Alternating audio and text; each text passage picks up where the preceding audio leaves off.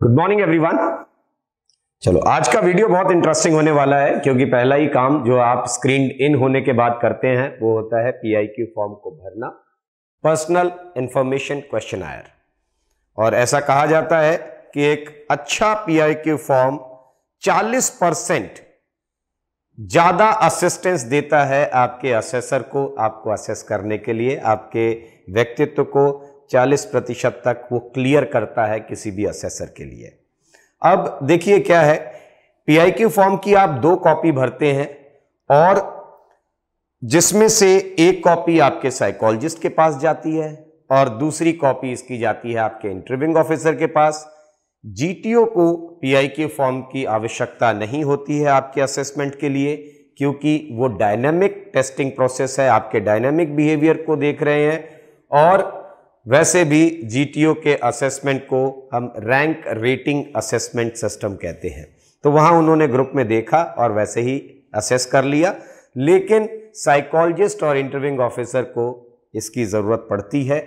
इसी के आधार पर आपका एक पर्सोना तैयार होता है किसी भी असेसर के दिमाग में। ये क्या है? Assumed persona. और जो आप रिस्पॉन्सेज देते हो, जो आप साइकोलॉजिकल डोजियर में अपने रिस्पॉन्सेज लिखते हो, इंटरव्यूइंग ऑफिसर के सामने बातचीत करते समय जो आपके व्यक्तित्व नजर आते हैं, वो होता है आपका क्रिएटेड पर्सोना। तो किसी भी असेसर के लिए बहुत आसान होता है आपके अज्यूम्ड और क्रिएटेड पर्सोना को मैच करना। और यही रोल है पीआईक्यू फॉर्म का, जिसमें आप अपनी पूरी जानकारी उनको उपलब्ध कराते हैं।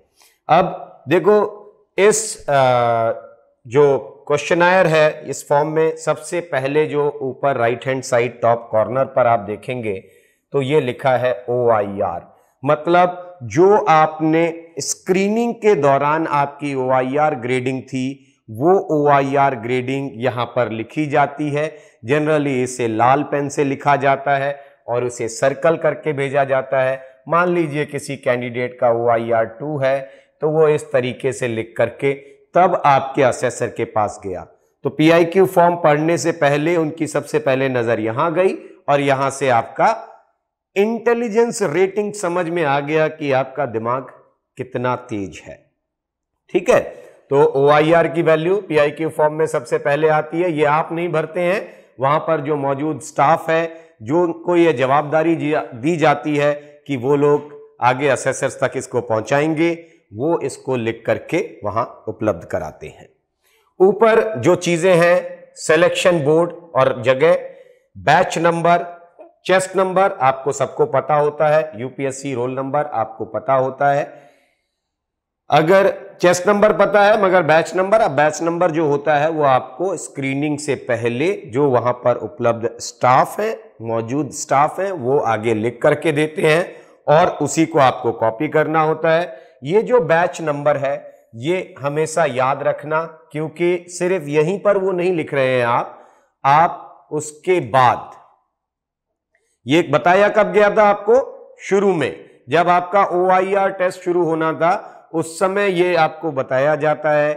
वहां से आप स्क्रीन्ड इन होते हैं, स्क्रीनिंग के बाद आप पीआईक्यू फॉर्म पर लिख रहे हो, पीआईक्यू फॉर्म के बाद फिर आप जो है अगले दिन साइकोलॉजिकल टेस्ट में जाएंगे, वहां भी ये बैच नंबर लिखना पड़ेगा। उसके अगले दिन जब आप जीटीओ प्रोसेस में जाओगे और वहां एक टेस्ट होगा ग्रुप प्लानिंग एक्सरसाइज, जहां जीटीओ आपसे कहेंगे कि जो ब्लैंक शीट जिस पे आप सॉल्यूशन लिख करके देते हो, उसके right hand side top corner पर आप अपना बैच नंबर और चेस्ट नंबर लिखें। तो ऐसा ना हो कि आपको बैच नंबर याद ही ना रह जाए, इसको जरूर याद रखना है, ये वो लोग बताते हैं। इसके बाद पहला जो कॉलम है यह आपका पूरा हो गया, जिसमें आपको सिलेक्शन बोर्ड के जो मौजूद स्टाफ है वो मदद भी कर देते हैं। यहां से आप भरना शुरू करते हैं। आपका पहला जो सेकंड नंबर पॉइंट है, that is name in capital. अपना नाम बिल्कुल साफ अक्षरों में लिखें। जैसे अगर आपने लिखा है विवेक शर्मा, तो वो साफ साफ कैपिटल अक्षरों में लिखें।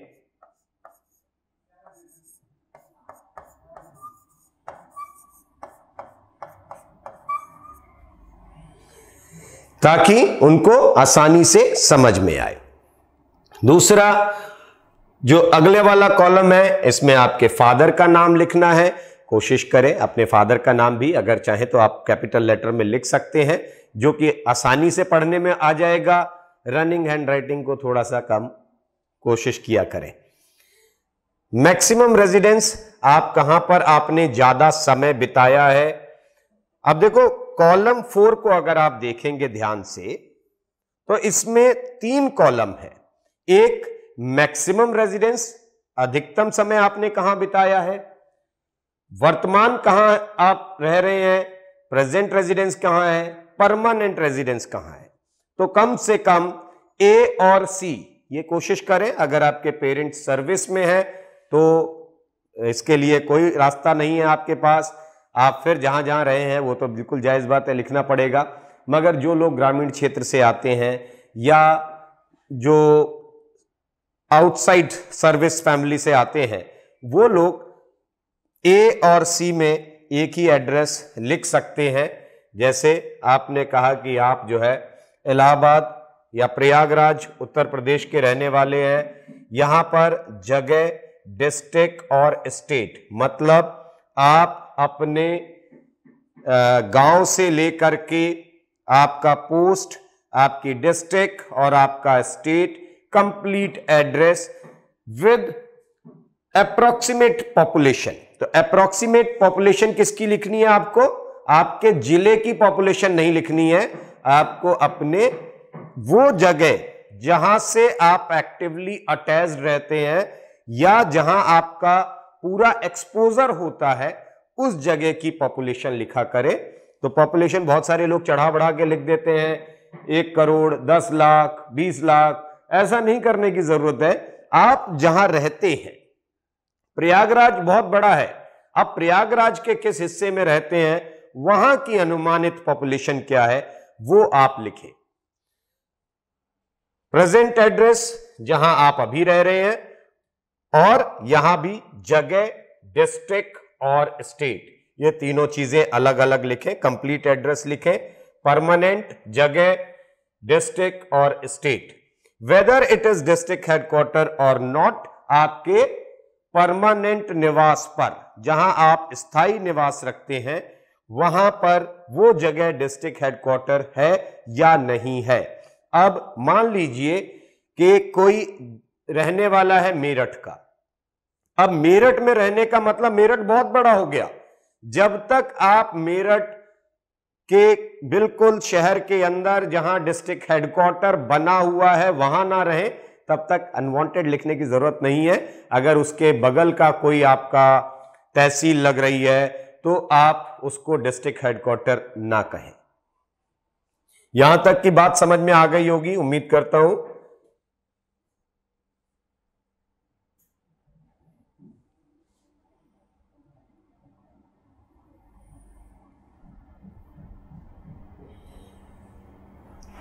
अब इसके बाद कॉलम नंबर 5, स्टेट और डिस्ट्रिक्ट।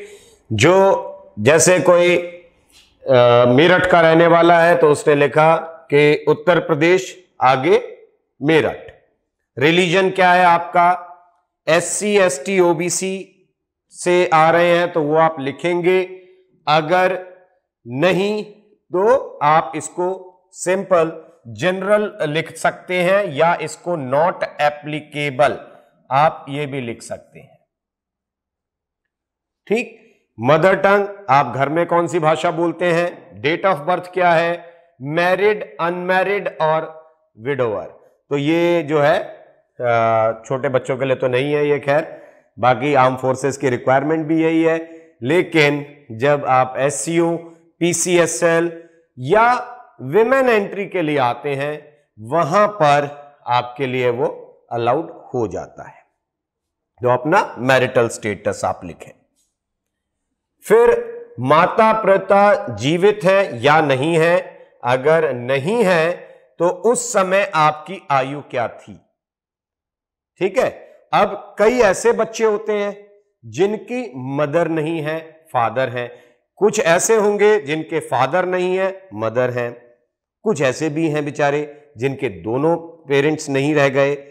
और कुछ हैं जिनके हैं, बिल्कुल ठीक है, वहां कुछ करने की जरूरत नहीं है। जो है वो स्पेसिफाइड तरीके से लिखे। जैसे किसी बच्चे के फादर नहीं है तो वो साफ लिखे फादर नॉट अलाइव, ठीक है, मदर नॉट अलाइव, ठीक। फिर इधर टिक के लिए नहीं जाना, अगर दोनों नहीं है तो फिर आप आगे यस या नो की तरफ जाए। If not alive your father at mother's और फादर्स डेथ, अब यहां पर आप उसको टिक कर दें, जो भी आपकी एज लिख रहे हैं। मान लीजिए कोई छोटा बच्चा है जिसकी उम्र मात्र 8 साल थी और उस समय उनकी मदर नहीं रही, तो यहां पर वो टिक करें कि मदर के ना रहने पर आपकी एज थी 8 ईयर्स, ठीक है। फिर आगे आपने लिखा अपने घर का ब्यौरा, जहां पर आपके पिताजी, जिसमें पिताजी की एजुकेशन क्या है, मान लीजिए उन्होंने बीए किया है तो आप बीए लिखेंगे। व्यवसाय क्या है, सर्विस में है तो सर्विस के साथ डिपार्टमेंट भी लिखें। जैसे गवर्नमेंट सर्वेंट लिखना नहीं है, आप लिखेंगे police constable, police inspector, teacher, headmaster, army personnel, whatever it is. वो सर्विस करके नहीं, सर्विस के साथ डिपार्टमेंट लिखिए, कौन से डिपार्टमेंट में है, और उनकी मासिक आय। अगर सैलरीड है तो बिल्कुल ठीक है, बिजनेस है तो उनकी जो बल्क आय है साल की उसको 12 से डिवाइड करके, अगर फार्मर फैमिली से आते हैं तो साल भर में जो आमदनी घर में आती है उसको 12 से डिवाइड कर लीजिएगा। चढ़ा बढ़ा करके मत लिखिएगा। बहुत सारे बच्चे क्या करते हैं, बड़ी बड़ी इनकम लिख देते हैं यहां जा करके। ये शो ऑफ नहीं करना, बिल्कुल जो है वो वैसा लिखिए। इससे आपके, जब आप इनकम बहुत बढ़ाते हैं, मान लीजिए कोई कैंडिडेट लिख रहा है 1.25 लाख रुपए महीने की तनख्वाह है उनके पिताजी की, तो उनके फादर की सैलरी से कोई ज्यादा लेना देना नहीं फौज को। वैसा थोड़ी ना होगा कि फौज में अगर आप आ गए तो पिताजी की सैलरी कुछ आपकी तरफ आ जाएगी, ये नहीं होने वाला। बस फर्क क्या पड़ रहा है कि अगर आपके फादर 1.25 लाख रुपए महीना कमा रहे थे तो फिर आपके व्यक्तित्व में वो कमियां क्यों दिख रही हैं। अगर मान लो कोई कहता है कि my father is earning 1,25,000 per month और उसकी अंग्रेजी थोड़ा कमजोर दिखती है, या बुनियादी जो चीजें हैं उसका आउटडोर एक्सपोजर या ऐसी चीजें, मतलब आप समझ रहे होंगे कि वहां से उसकी स्कूलिंग पर बहुत फर्क पड़ता है। 1.25 लाख रुपए का मतलब है कि स्कूलिंग अच्छी कराई होगी। फिर इस बच्चे ने कहां कमी रखी है, क्यों नहीं ये बच्चा उन अवसरों को सही से यूज कर पाया। तो अनवांटेड शो ऑफ में नहीं जाकर के जो हकीकत है उस चीज को लिखिए। मदर आपकी जो भी जितना पढ़ी है, वो अगर वो गृहिणी है मान लीजिए तो आप लिख दीजिए हाउस मेकर या हाउसवाइफ, जो भी आप लिखते हैं। आगे आप उनकी अगर इनकम नहीं है तो यहां नॉट एप्लीकेबल लिख दीजिए। जो कॉलम आप ना भर पा रहे हो या जहां पर कोई चीज खाली छोड़नी है, कम से कम वहां पर नॉट एप्लीकेबल साफ तौर पर लिखा करें, ताकि पढ़ने वाले को समझ में आए कि ये चीज ये इनके लिए अप्लाई नहीं हो रही है। ऐसे ही गार्जियन, अब अगर फादर या मदर में से कोई है या दोनों है तो गार्जियन का कॉलम नहीं भरा जाता है। बच्चे क्या करते हैं, फादर मदर का अलग लिख करके गार्जियन का भी भर देते हैं, वो नहीं करना। गार्जियन का तब होता है जब यहां दोनों नहीं है और यहां पर आपने नहीं लिखा है, तब आप यहां पर गार्जियन। फिर आपका संरक्षक कौन है, संरक्षक आपके मैटरनल अंकल हो सकते हैं, आपके अंकल हो सकते हैं, है ना, आपके ग्रैंडफादर हो सकते हैं। तो वो अलग एक बात है जिसको आप यहां लिखेंगे। लेकिन अगर पेरेंट्स हैं तो फिर लिखने की जरूरत नहीं है। बड़े भाई बहन, उनकी क्या एजुकेशन है, क्या करते हैं और क्या इनकम है। अगर पढ़ाई कर रहे हैं तो आप पढ़ाई करिए, लिख दीजिए परसुइंग LLB, इस तरीके से कर सकते हैं, pursuing MBBS, pursuing engineering, what ever it is. फिर 2 कॉलम बड़े भाई बहन के लिए हैं, 2 कॉलम छोटे भाई बहन के लिए हैं। इस तरीके से आपने हर भाई बहन के बारे में लिखना है।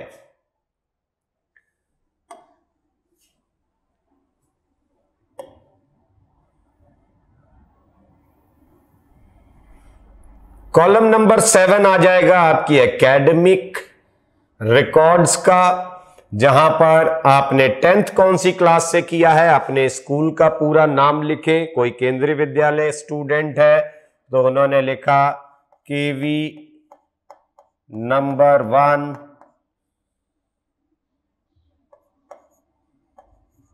देवलाली।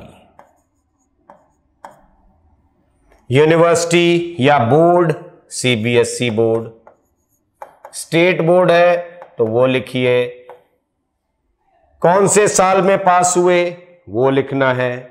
डिवीजन और परसेंटेज दोनों लिखना है। मान लीजिए किसी का 88% नंबर है और वो फर्स्ट डिवीजन है तो उन्होंने इस तरीके से लिखा।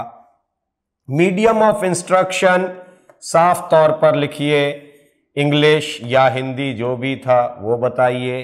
बोर्डर थे या डे स्कॉलर थे, बोर्डिंग स्कूल में रह करके पढ़ाई की है या आप घर से जा करके पढ़ते थे वो बताइए। डे स्कॉलर हैं तो यहां पर लिखिए day scholar. Achievement if any, अब ये बड़ी मजे की बात आई कि बहुत सारे बच्चे क्या सोचते हैं, अचीवमेंट हर कॉलम में आने वाला है, आगे पढ़ाई में भी आएगा, खेलकूद में भी आएगा, participation of extra curricular activities वहां भी आएगा। अचीवमेंट से आप समझते क्या है?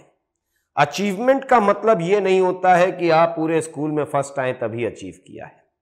आप अपनी हर छोटी बड़ी वो चीज जिसको अपनी मेहनत से आपने पाया है और उसको पाने के बाद आपको रिकॉग्निशन मिला है कहीं ना कहीं, छोटे या बड़े स्तर पर, और आपको उस बात की संतुष्टि हुई है, वो जो चीज है वो सब अचीवमेंट होती है। लोग अचीवमेंट को बड़े या छोटे के तौर पर डिफरेंशिएट करने लगते हैं। नो, आप उसको खाली ना छोड़ें। हर व्यक्ति कुछ ना कुछ करके आता है। आप अपने स्कूल में रैंक लिख सकते हैं, क्लास में रैंक लिख सकते हैं, डिस्टिंक्शंस लिख सकते हैं, सब्जेक्ट किसी में स्पेसिफिकली आपने बहुत अच्छा अचीव किया है वो लिख सकते हैं। तो you are free to write but kindly mention it, क्योंकि बहुत दो तरीके के लोग होते हैं। एक जिसने अचीव कुछ किया है लेकिन वो अंदर से डरते रहते हैं कि ये तो बहुत बड़ा अचीवमेंट नहीं था, और कुछ ऐसे होते हैं जो बहुत छोटी छोटी अचीवमेंट्स रखते हैं लाइफ में मगर उस बात का घमंड होने लग जाता है। ये नहीं, अचीवमेंट्स आप अपनी जरूर बताएं बट उतने ही हम्बल भी रहे। ठीक है, अब ऐसे ही आपने 12th का लिखा, अपने ग्रेजुएशन का लिखा, जहां पर आप जैसे मान लो कोई ग्रेजुएशन में अभी पढ़ रहा है तो उन्होंने लिख दिया यहां पर ईयर ऑफ पासिंग, यहां लिख दिया परसुइंग। तो पढ़ने वाले को समझ में आया कि ये अभी ग्रेजुएशन कर रहे हैं। ऐसे ही पोस्ट ग्रेजुएशन या प्रोफेशनल एजुकेशन जो भी आपकी है वो आप लिख सकते हैं। अब यहां से आपका पहला जो पार्ट है पेपर का या फॉर्म का, पीआईक्यू फॉर्म का, ये पहला फॉर्म जो आगे की तरफ का है वो खत्म हो गया। ये पार्ट ऑलमोस्ट मैंडेटरी होता है। इसमें से 7 कॉलम थे, 7 में से कोई भी ऐसा कॉलम नहीं हो सकता है जिसको कोई लड़का या लड़की या कोई कैंडिडेट उसको खाली छोड़ दे, ऐसा नहीं होगा। आंकड़े बदल सकते हैं, कम या ज्यादा होगा, लेकिन ये मैंडेटरी पार्ट होता है। तो यहां से लेकर के कॉलम नंबर 8 तक, मतलब जब हम अगले फॉर्म में आएंगे, इसके पीछे की तरफ जब पलटेंगे इस फॉर्म को, तो वहां पर पहला पॉइंट होगा कॉलम नंबर 8। पॉइंट 8 जो होगा वहां तक पूरा पीआईक्यू फॉर्म मैंडेटरी होता है। चलो देखते हैं।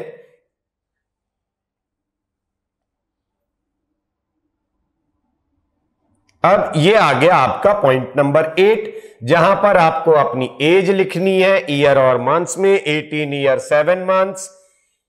ऊंचाई क्या है इन मीटर्स। अगर आपकी टोटल हाइट 171 सेंटीमीटर्स है तो आपने लिखा 1.71 मीटर्स। किलोग्राम में अपना वजन लिख दिया। अब यहां तक क्या है, ये सब मैंडेटरी है।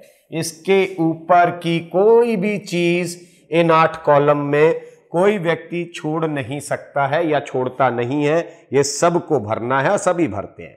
यहां से आपके PIQ फॉर्म पर ज्यादा फर्क पड़ा नहीं, अब आने वाले भाग पर फर्क पड़ने वाला है। यहां से कैंडिडेट्स का डिफरेंशिएशन शुरू हो जाता है। जैसे अब आपको कॉलम नंबर 9 में मिला present occupation, personal monthly income आपकी क्या है, तो जो सर्विस में है वो लिख सकते हैं। IIT के बाद जो सर्विस कर रहे हैं बच्चे मल्टीनेशनल कंपनीज में या कहीं प्राइवेट में, वो लिख सकते हैं। जो लोग आपके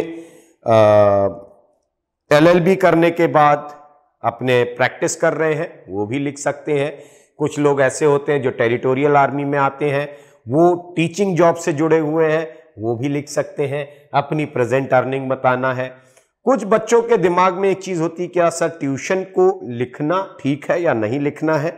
आपके पहले फॉर्म में अपने फैमिली की जब डिटेल आप लिख रहे थे उसको जरूर कंसीडर करें।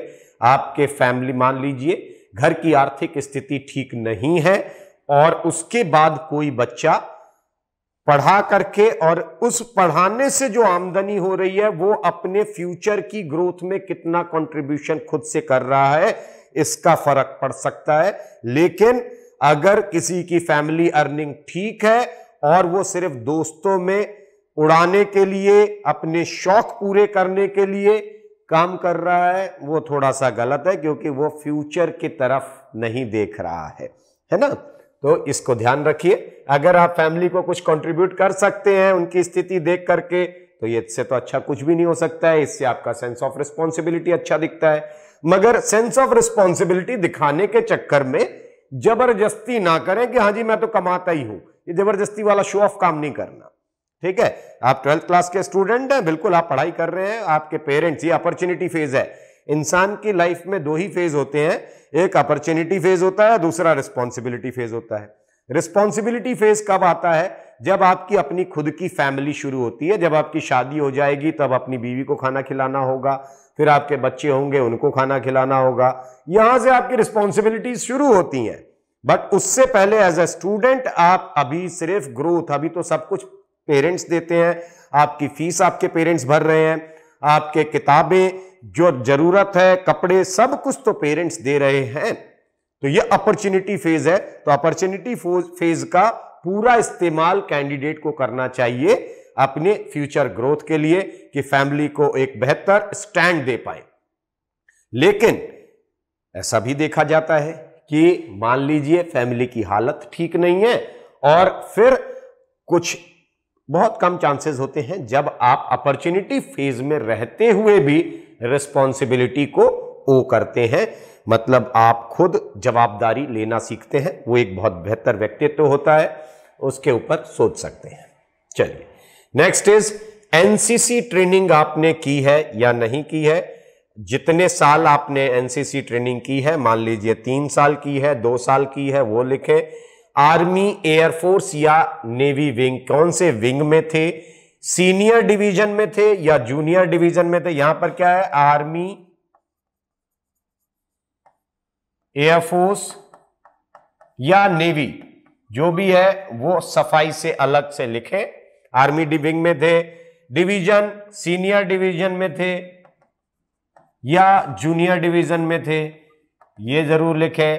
और सर्टिफिकेट, ए सर्टिफिकेट है, बी सर्टिफिकेट है, सी सर्टिफिकेट है। इसके अलावा यूथ एक्सचेंज प्रोग्राम्स के कैंप होते हैं, अटैचमेंट कैंप्स होते हैं। तो जो भी आपने कैंप्स अटेंड किए हैं जहां से आपको सर्टिफिकेट्स मिले हैं ए बी सी के अलावा, वो सर्टिफिकेट्स भी आप एडिशनली लिख सकते हैं इसके अंदर। फिर आगे आए आपके गेम्स एंड स्पोर्ट्स की पार्टिसिपेशन।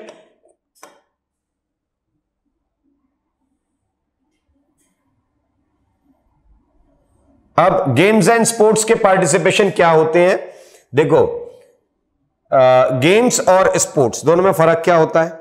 गेम्स वो होता है जो टीम में खेला जाता है, स्पोर्ट्स वो होता है जो आप एक या दो, सिंगल या डबल्स में खेलते हैं, वो है आपका स्पोर्ट्स। जैसे बैडमिंटन एक स्पोर्ट्स है, ठीक है, टेबल टेनिस स्पोर्ट्स है। और गेम क्या है? Cricket is a game, hockey is a game, basketball is a game. तो यहां ये देखना है कि गेम ज्यादा व्यक्तित्व बदलता है किसी का। स्पोर्ट्स आपकी फाइटिंग स्पिरिट बढ़ाता है, स्पोर्ट्स से आपकी फाइटिंग स्पिरिट अच्छी होती है। गेम से आपका सोशल एडजस्टमेंट अच्छा होता है, सोशल इफेक्टिवनेस अच्छा होता है, मतलब कि आप ग्रुप में काम करना अच्छा सीखते हैं। कैंडिडेट को यह कोशिश करनी चाहिए कि गेम्स की तरफ भी देखें। बहुत सारे बच्चे जो है वो सिर्फ दौड़ या इंडिविजुअल गेम्स में रह जाते हैं, तो टीम स्पिरिट और सोशल एडजस्टमेंट, ग्रुप एडजस्टमेंट में उनको, ऐसे बच्चों को दिक्कत आती है। अगर नहीं है तो जरूर खेलना सीखें आप, और जो भी आप गेम खेलते हैं उसकी पूरी जानकारी पढ़ सकते हैं, इकट्ठा करने की कोशिश करिए कि भाई अगर मैं बास्केटबॉल खेलता हूं तो सिर्फ खेलने से काम नहीं चलेगा। इस ग्राउंड की लंबाई कितनी होती है, इसकी चौड़ाई क्या होती है, बास्केटबॉल के रिंग की हाइट कितनी होती है ग्राउंड से, 3 पॉइंटर कहां होता है, कितनी दूरी पर मार्क किया जाता है, इसके अलावा इसमें यूज होने वाली फेमस टर्मिनोलॉजीज क्या क्या है, रूल्स क्या हैं, नेशनल लेवल इसका स्टेटस क्या है बास्केटबॉल का भारत में, किस किस लेवल पर पार्टिसिपेशन होती है, कौन कौन से टूर्नामेंट होते हैं इसमें, प्रोमिनेंट प्लेयर्स हमारे नेशनल लेवल के कौन कौन हैं, और इंटरनेशनली भी इस तरीके से कि अब मान लीजिए कोई कैंडिडेट बास्केटबॉल लिखता है और उसको एनबीए का पता ही नहीं है, तो फिर थोड़ा सा एक डाउट तो आता है कि इसने किया है वो काम मगर सीखा नहीं।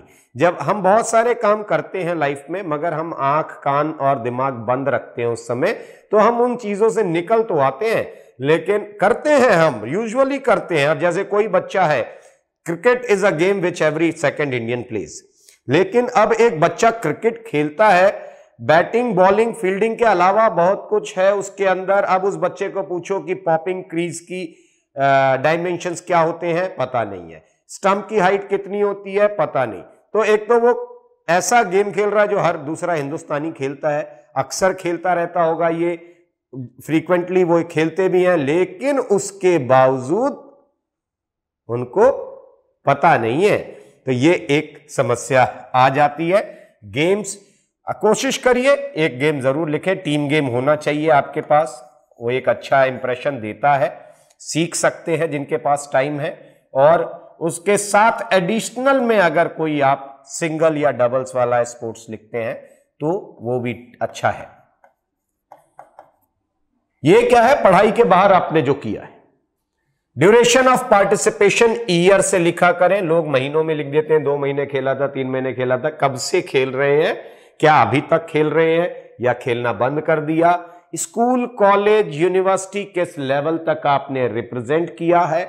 कुछ कैंडिडेट ऐसे भी होते हैं जो हाउस लेवल तक खेलते हैं स्कूलों के अंदर, वो भी बेझिझक लिख सकते हैं कि आप हाउस लेवल तक खेले थे।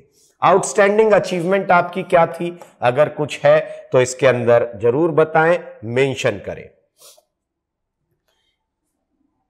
नेक्स्ट इज हॉबीज और इंटरेस्ट। अब हॉबीज और इंटरेस्ट दोनों में से कोई एक ही चीज होती है ज्यादातर लोगों के अंदर।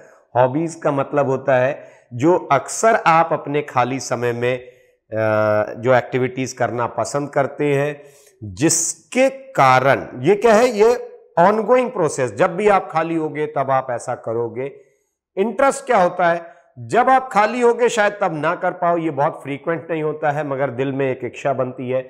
जैसे किसी का स्काई डाइविंग इंटरेस्ट है, उसको जो फिल्मों में देखा कूदते हुए पैराशूट से या ऐसा कुछ, तो बड़ा अच्छा लगा उनको देखने में, उनको ये एक शौक आया कि कभी जीवन में मौका मिलेगा तो हम भी ये करेंगे, है ना। स्कीइंग है, रोइंग है। अब ये इंटरेस्ट हो सकते हैं। अगर मान लीजिए आप ये कहें कि हॉबीज, तो वहां पर कुकिंग, गार्डनिंग, जो रीडिंग बुक्स या playing some musical instrument, guitar वगैरह बजा सकते हैं, माउथ ऑर्गन बजा सकते हैं आप। कोई ना कोई अच्छी हॉबी जरूर सीखनी चाहिए एक यंगस्टर को। यहां जरूर मैं आपको सुझाव देना चाहूंगा।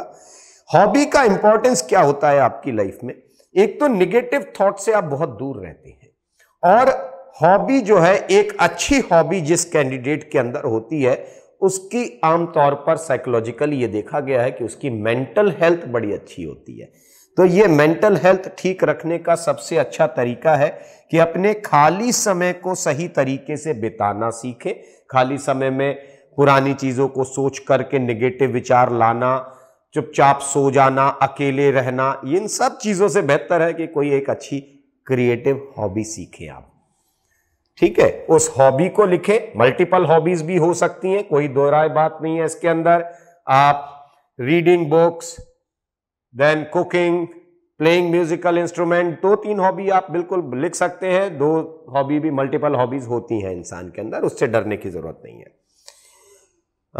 नेम ऑफ ग्रुप, अच्छा ये जरूर है कि जो भी हॉबीज है, जैसे गेम्स की बात हमने की कि जो भी गेम आप खेलें उसके बारे में जानकारी जरूर रखें, तो जो भी काम आप करेंगे उसकी जानकारी तो जरूर रखनी है, तो अपनी हॉबीज के बारे में भी ये जानकारी इकट्ठी करें। इसके बाद एक्स्ट्रा करिकुलर एक्टिविटीज। अब देखो क्या है, एसएसबी का मतलब हुआ, पहली चीज क्या चेक करना, what all opportunities this youngster had came across और would have came across in his life or her life. How many of them were availed by this youngster? How many of them were missed by this youngster? अब ये क्या extra curricular activity, school जब आप जाते हैं 12 साल तक school गए हैं, तो उस दौरान बहुत सारी ऐसी एक्टिविटीज होती है जहां group dance, solo dance, group song, solo song, poem recitation, fancy dress, painting, drawing, debate competition, ऐसे writing competition, hand writing competition, ऐसे ना जाने कितने कितने एक्टिविटीज होती रहती हैं स्कूलों के अंदर। अब वहां आपको 3 तरीके के लोग मिलते हैं, वो जिसने उस अवसर का उपयोग किया है। अब मान लीजिए हमने कहा एक पोएम रेसिटेशन सैटरडे को सीसी एक्टिविटी में कराई गई, अब उसमें क्या स्कूल के सभी बच्चे या जूनियर विंग में ही मान लीजिए कराया गया, तो क्या जूनियर विंग के सारे ही बच्चे पोएम रेसिटेशन में आते हैं? नहीं आते हैं। उनमें से 8-10 होते हैं, 15 होते हैं जो अपना नाम लिखाते हैं कि सर मैं भी करना चाहता हूं ये काम। उनके अंदर हिम्मत थी, उन्होंने क्या किया, इस अवसर का उपयोग कर लिया। बहुत सारे ऐसे होते हैं, बड़ी भीड़ तो नीचे ही बैठी होती है, तो बड़ी भीड़ नीचे बैठ के सिर्फ ताली बजा रही होती है, उनको पता ही नहीं चला कि ये अवसर भी है, इसका उपयोग है, ये कोई एक ऐसा मौका मिला है, ये एक ऐसी अपॉर्चुनिटी है जहां मैं अपने आप को एक्सप्लोर कर सकता हूं। एहसास ही नहीं हुआ उस बात का, उनको लगा इसमें नया क्या है, रोज तो आते हैं स्कूल, बैग उठाया चले आए, इधर नहीं खड़े हैं उधर बैठे हैं, तो स्कूल के अंदर ही क्या फर्क पड़ता है। तो उनको एहसास ही नहीं हुआ कि ये अवसर था, अपॉर्चुनिटी थी। और बहुत सारे ऐसे भी होते हैं जो उस दिन छुट्टी ले लेते हैं, कहते हैं क्या होगा, पोएम रेसिटेशन, कोई फायदा नहीं, स्कूल ही नहीं जाते हैं। आज इंडिया का मैच आ रहा है, इंडिया का मैच देखते हैं, है ना, तो वो एक अलग दिशा में चले जाते हैं। वो क्या कर रहे हैं, वो उस अवसर का दुरुपयोग कर रहे हैं। ठीक है, तो ये 3 तरीके के लोग होते हैं। जो उपयोग करते हैं वो हमेशा अपने आप को हर प्लेटफॉर्म पर जहां उन्होंने अपने आप को एक्सप्लोर किया है वहां से कुछ कॉन्फिडेंस गेन किया होगा। जो पब्लिक स्पीकिंग एबिलिटी होती है आपकी, स्टेज फियर जो बाद में आ जाता है यंगस्टर्स के अंदर, वो सारी तमाम चीजें उससे दूर हो जाते हैं वो लोग। एक्टिविटीज, यहां भी मल्टीपल एक्टिविटीज आप लिख सकते हैं, ऐसा कुछ नहीं कि एक ही एक्टिविटी लिखें। यहां भी ड्यूरेशन जो है ईयर वाइज ड्यूरेशन लिखें। आउटस्टैंडिंग अचीवमेंट, अगर कोई सर्टिफिकेट्स वगैरह मिले हैं आपको, कोई रैंक मिला है, कोई प्राइज मिला है, वो जरूर लिखें आप, उसको कभी भी छुपाना नहीं है, अपनी उपलब्धियों को खुल करके बताना है। All major and minor achievements you made in your life with your hard work, with your effort, उसको कभी भी शेयर करने में हिचकिचाना नहीं है। उसके बाद आया पॉइंट डी, पोजीशन और responsibility office held in NCC, scouting, sports team, extra curricular group और अदर फील्ड्स। जो जो जवाबदारियां आपने उठाई हैं अभी तक शुरू से लेकर के, चाहे एनसीसी में हो, चाहे स्पोर्ट्स में हो, चाहे स्कूल की डिसिप्लिनरी कमेटी के अंदर हो, आप परफेक्ट रहे हो, वो भी आप लिख सकते हैं। और इसके अलावा जो छोटी या बड़ी जवाबदारियां आपने किसी भी लेवल पर उठाई हैं स्कूल या कॉलेज के दौरान, वो सब इसमें आप मेंशन कर सकते हैं। Nature of choice of service, service क्या है, nature of commission, permanent commission है या शॉर्ट सर्विस कमीशन है, वो लिख दीजिए। Choice of service army, air force, navy जो भी है वो आप लिखिए।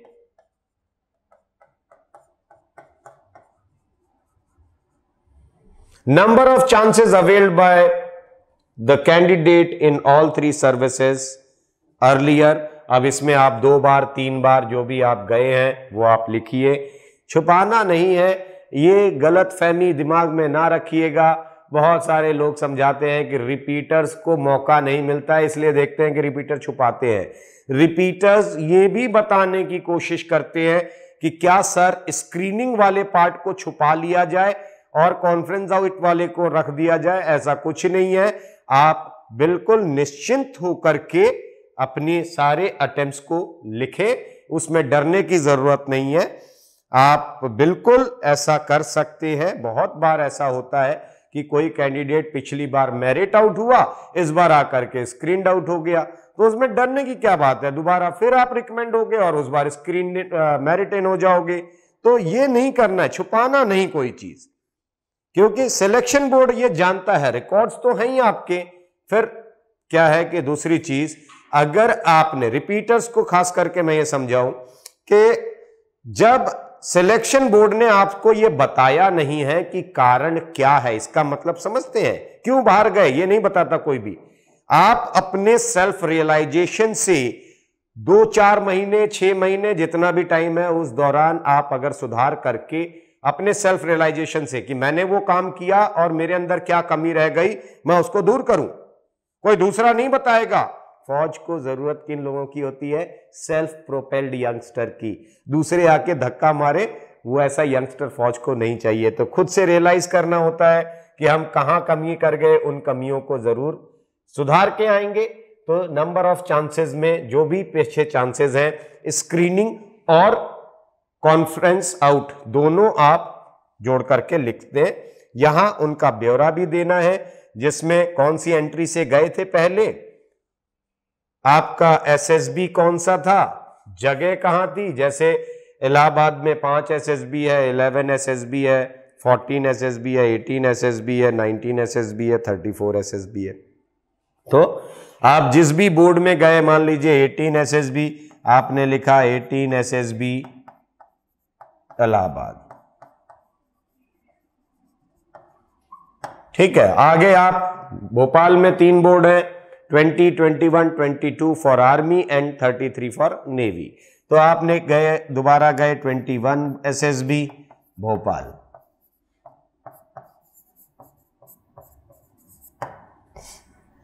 कपूरथला में 2 एंट्री है, 2 बोर्ड हैं, 31, 32। बेंगलोर में 2 बोर्ड हैं, 17 एंड 24 प्लस 12 बोर्ड बेंगलोर का नेवी के लिए है वहीं पर। तो जिस भी बोर्ड में गए हैं उन सभी बोर्ड को आप यहां पर मेंशन करें। डेट ऑफ रिपोर्टिंग क्या थी, डेट ऑफ रिपोर्टिंग लिखना है यहां पर, और उससे कॉन्फ्रेंस तक, जैसा आपको आपके जो कॉल लेटर्स आते हैं या जो डेट लिंक वाला आता है उसमें लिखा होता है कि 16 से लेकर के 16/8/2023 से लेकर के 21/8/2023। तो ऐसे ही आप पूरा इस तरीके का लिख दे। आपका चेस्ट नंबर क्या था और वहां पर बैच नंबर क्या था। आप देखो बैच नंबर कहां था, शुरू बिल्कुल पहली चीज, पहले सबसे टॉप पे आपने लिखा था पीआईक्यू फॉर्म के, और अब जाकर के फिर देखो लास्ट में आकर के बैच नंबर। तो एक समझदार कैंडिडेट होता है जो एसएसबी में जाता है, वो अपनी डायरी में नोट करता है जाकर के कि हाँ जी मैं इस तारीख को इस जगह गया था, सफल था तो ये मेरी लाइफ की मेमोरेबल मोमेंट थी, असफल था तो मुझे कुछ सीखने के लिए जरूरी था उस दिन से, ये उस दिन मैं सफल नहीं हो पाया था, तो अब दोबारा मुझे मेहनत करनी है और अगली बार में जाके करूंगा। तो वो तारीख दिमाग में चलती है इंसान के। ज्यादा कैंडिडेट मैंने वो देखे हैं जो लास्ट में आके कहते हैं सर मैं अपना बैच नंबर भूल गया, कब रिपोर्ट किया था ये भी भूल गया। अरे भाई अपने ही किए हुए काम को आप भूल गए तो फिर कैसे कमीशन ऑफिसर बनने के लिए सोचेंगे। तो दोस्तों से पता कर लीजिए, जो लोग साथ में गए होंगे उनसे पूछ लीजिएगा और आगे ये गलती ना दोहराएं। उम्मीद करता हूं PIQ फॉर्म पूरा भरने में समझ में आ गया होगा, किस तरीके से फॉर्म भरें, पूरी सफाई से ज्यादा कंटेंट आप प्रोवाइड करें ताकि एक असेसर को आपके अंदर वो इंटरेस्ट जगे उनका कि इस कैंडिडेट के अंदर कुछ झांकने के लिए मुझे स्कोप दिया है इन्होंने। उम्मीद करता हूं बात समझ में आई होगी। Wish you very good luck, stay fit, stay healthy. जहां बनते हैं देश के गौरव, इंडिया का एकमात्र ऐसा कोचिंग इंस्टीट्यूट जहां कैडेट्स को ट्रेन किया जाता है आने वाले डिफेंस एग्जाम के अनुसार। अगर आपका भी सपना है भारतीय सेना में शामिल होकर देश की सेवा करने का, तो आज ही ज्वाइन करें त्रिशूल डिफेंस एकेडमी।